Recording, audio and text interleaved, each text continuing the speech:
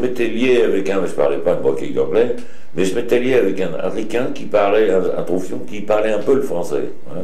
Donc on arrivait à communiquer tous les deux.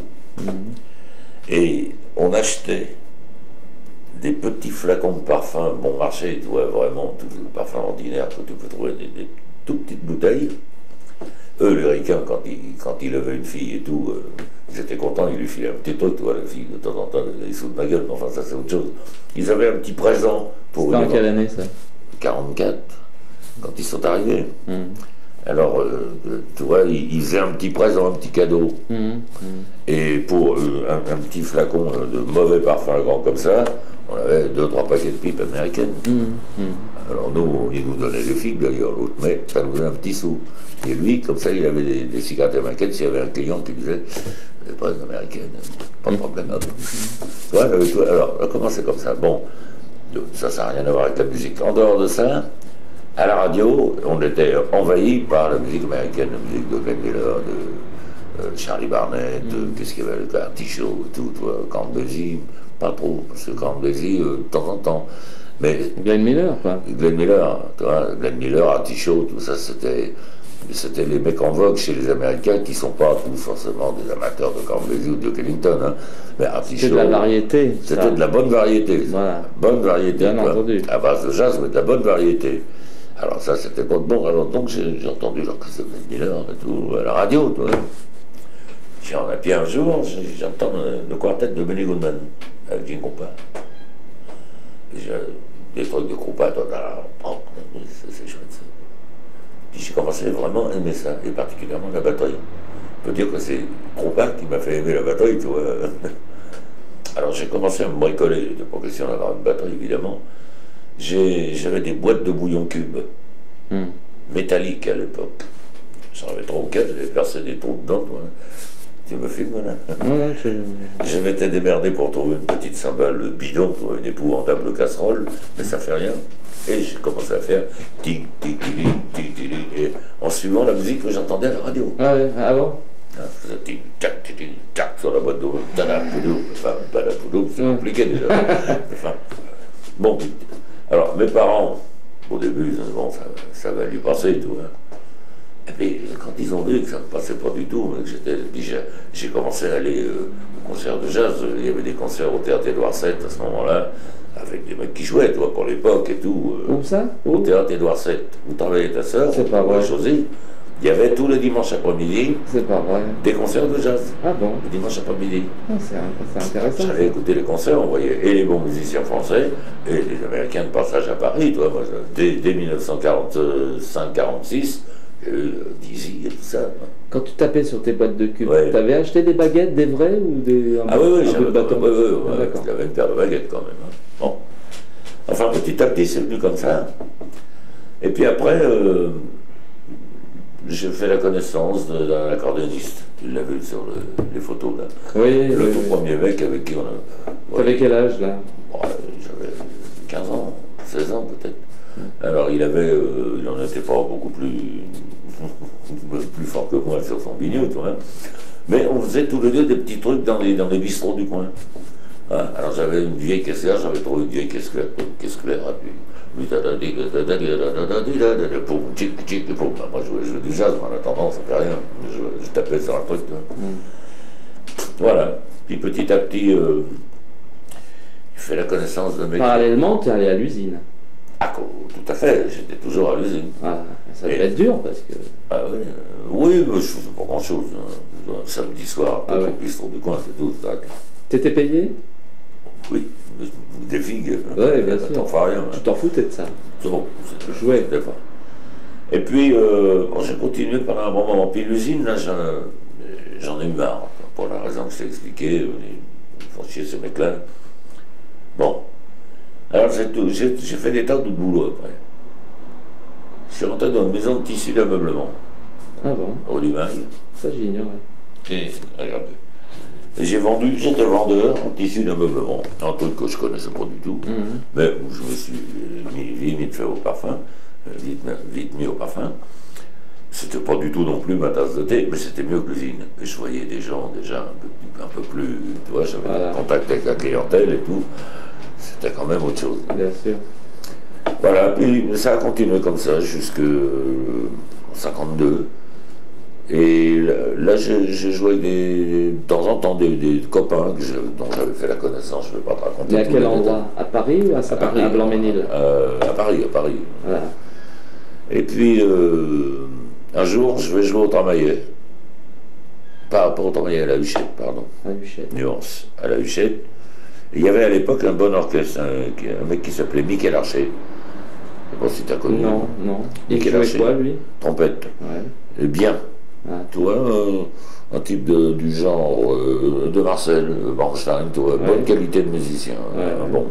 Et l'orchestre était bien aussi, tu vois, pour l'époque. Bon, alors je suis descendu à la Huchette, je connaissais personne et tout.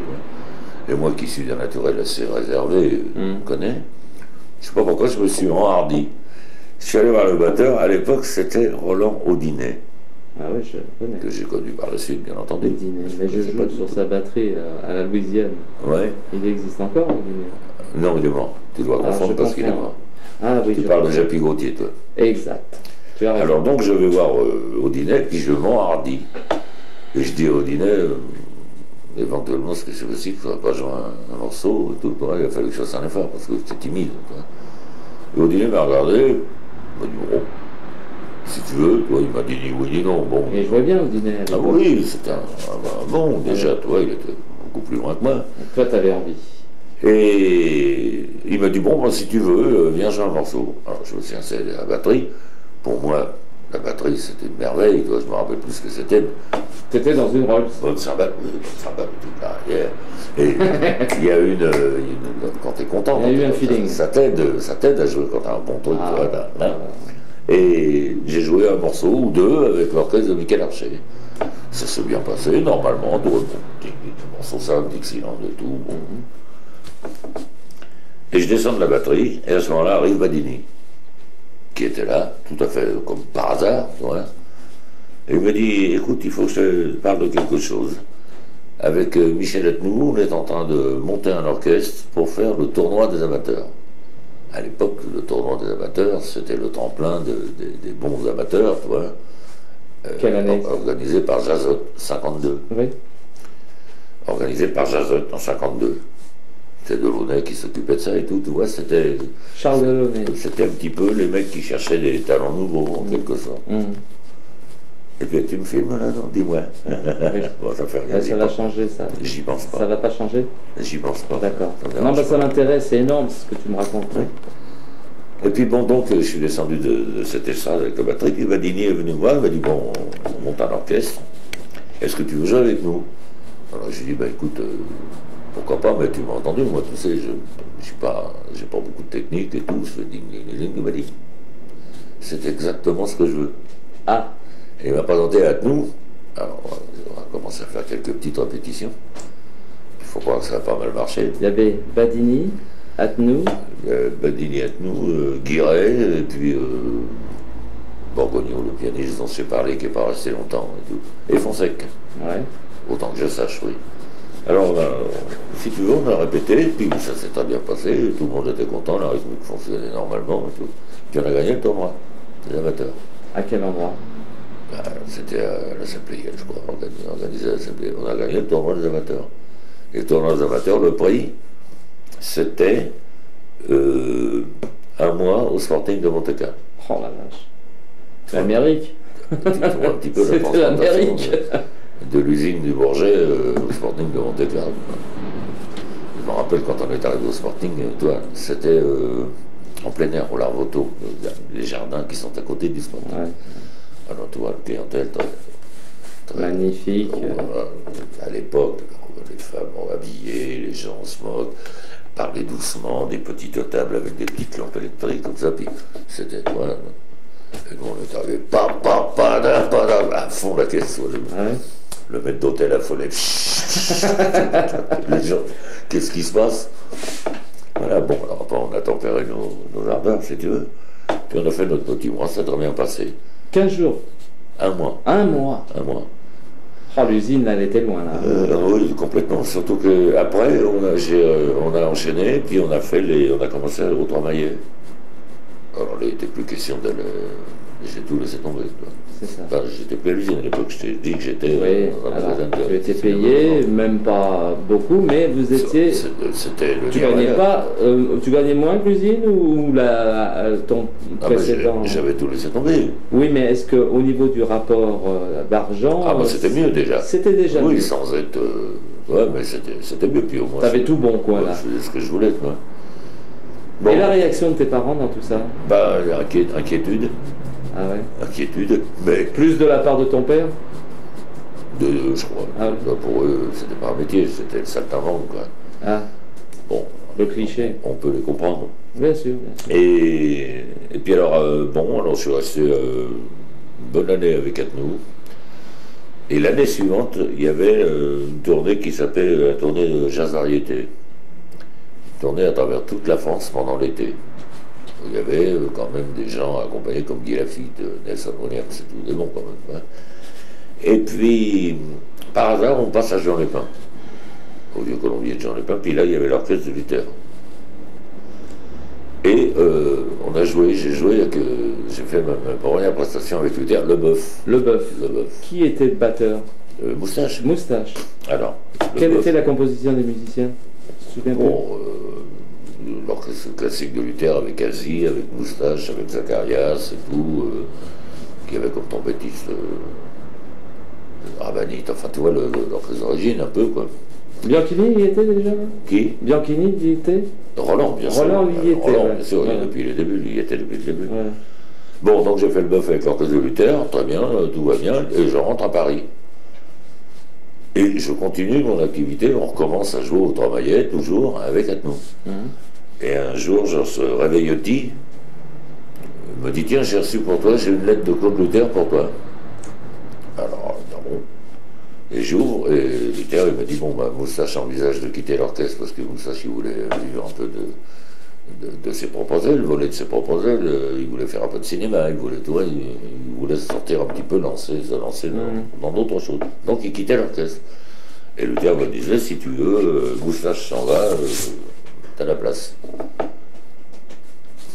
C'est comme ça que je suis rentré dans l'orchestre de Claude Comment il Luther. était considéré, Moustache? Comme un bon batteur, moyen Dans le batteur? genre, il joue bien Moustache. Dans le style. Dans le style, dans le genre, Ouais. il joue bien. Techniquement, il n'en avait pas beaucoup, Non, mais mais solide, tu vois. solide, ouais. Il avait l'esprit.